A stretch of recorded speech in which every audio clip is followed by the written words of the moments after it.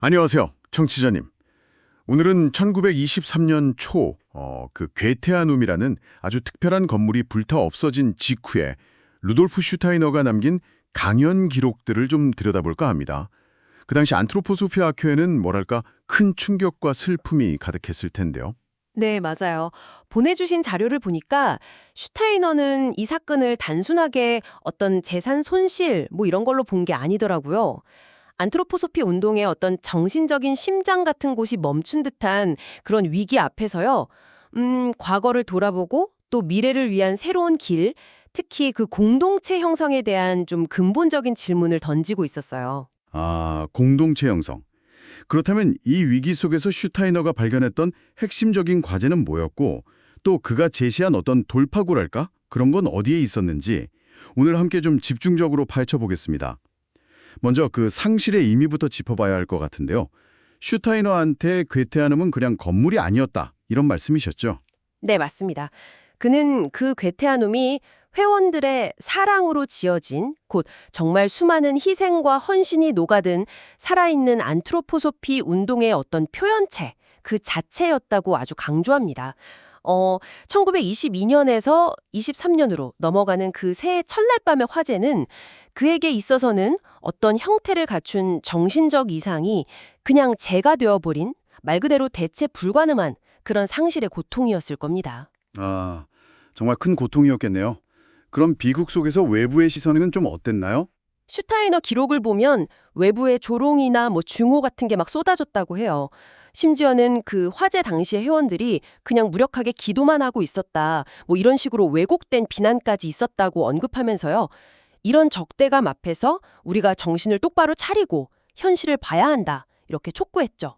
음, 엄청난 상실 앞에서 슈타이너는 단순히 슬퍼하는 데 그치지 않고 우리가 어떻게 여기까지 왔나 하는 그런 근본적인 성찰로 나아간 것 같네요. 그가 되짚어본 학회의 여정은 어땠는지 좀 궁금한데요. 네, 그는 학회가 처음엔 신지학회 내부에서 시작해서 이후에 그리스도 충동과 서구 영성을 강조하면서 독자적인 노선을 걷게 되고 또 괴테하는 건축이나 오이리트미 같은 예술 활동으로 꽃피운 시기를 거쳐왔다고 봤어요.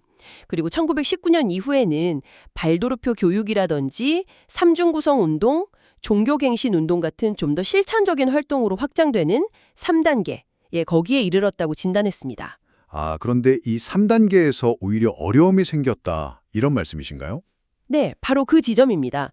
그러니까 각 분야 전문가들이 자기 영역에 막 몰두하면서 정작 안트로포소피라는 그 공통의 뿌리랄까요? 그걸 돌보는 데는 좀 소홀해지거나 아니면 머리로 아는 것하고 실제 삶으로 살아내는 것 사이에 어떤 괴리가 생기는 문제. 이걸 슈타이너는 아주 날카롭게 지적해요.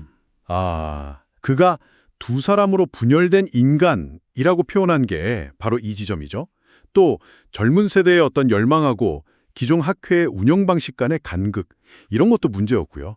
내부적인 분열과 괴리, 바로 이게 슈타이너가 본 더 깊은 위기였군요. 그래서 그 해법으로 진정한 공동체 형성, 이걸 강조한 거고요. 그렇습니다. 그는 게멘샵스빌둥, 이게 이제 독일어인데요. 단순한 사교 모임이 아니라 공동의 어떤 정신적인 작업을 통해서 서로의 영혼 정실 안에서 함께 깨어나는 공동체. 그런 공동체 형성이 정말 절실하다고 역설합니다. 아, 함께 깨어난다. 네. 이건 전통적인 종교 공동체가 쿨투스, 그러니까 어떤 상징이나 행위를 통해서 공유된 영적 체험을 현재화하는 그런 공동의례를 통해 힘을 얻는 방식하고는 좀 다르다고 봤어요. 그럼 안트로포소피아 학교에서의 공동체는 어떻게 좀 다른 방식으로 형성되어야 한다는 걸까요? 슈타이너는 이론 공유를 넘어서 다른 사람 안에서 깨어나는 것을 통해 가능하다고 봤습니다. 다른 사람 안에서 깨어난다? 네. 그러니까 공동의 안트로포소피 작업을 매개로 해서 서로에게 영감을 주고받으면서 각자의 내면에서 더 높은 인식을 함께 일깨워 나가는 그런 과정인 거죠. 이것이 그가 말하는 진짜 진정한 의미의 공동체였습니다. 흥미롭네요. 다른 사람 안에서 깨어난다는 개념이 참 아름답긴 한데 어떻게 보면 좀 추상적으로 들릴 수도 있을 것 같거든요. 이걸 위해서 슈타이너는 구체적으로 어떤 노력이 필요하다고 봤나요? 그는 자신의 저서, 예를 들면 뭐 자유의 철학 같은 책을 읽을 때요. 단순히 정보를 얻듯이 마치 요리책 레시피 보듯이 읽어서는 안 된다고 말합니다. 영혼의 태도 자체를 바꿔서 그 안에 담긴 어떤 초감각적인 진리에 조응하는 그런 내적 상태로 읽어야 한다고 강조하죠. 아, 단순히 지식 습득이 아니라. 그렇죠. 지적 이해를 넘어서는 아주 깊은 내적 참여가 요구된다. 이런 뜻입니다. 그런 내적인 노력과 더불어서 외부의 적대감에도 맞서야 하는 그런 상황이었군요. 네, 맞아요.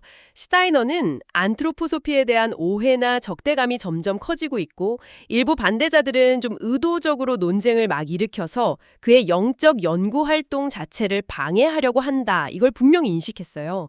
그래서 학계 회원들이 이런 현실을 좀 직시하고 왜곡이나 비방에 맞서서 안트로포소피의 진실을 좀 적극적으로 알려야 할 책임이 있다. 이렇게 강조했던 거죠.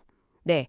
오늘 살펴본 슈타이너의 강연들은 괴테하는 화제라는 그 물리적인 파괴 너머에 있는 더 깊은 질문, 그러니까 어떻게 하면 이 분열된 내면을 통합하고 진정한 영적 공동체를 이룰 수 있는가, 여기에 대한 그의 아주 치열한 고민을 보여줍니다.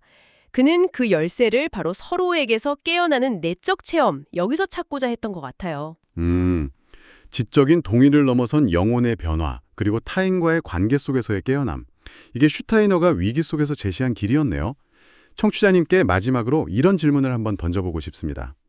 우리 삶에서 어떤 지식이나 신념을 머리로 그냥 아는 것과 다른 사람과의 어떤 깊은 교감이나 공동의 경험을 통해서 그것이 살아있는 실체로 다가오는 순간 사이에는 과연 어떤 결정적인 차이가 있을까요?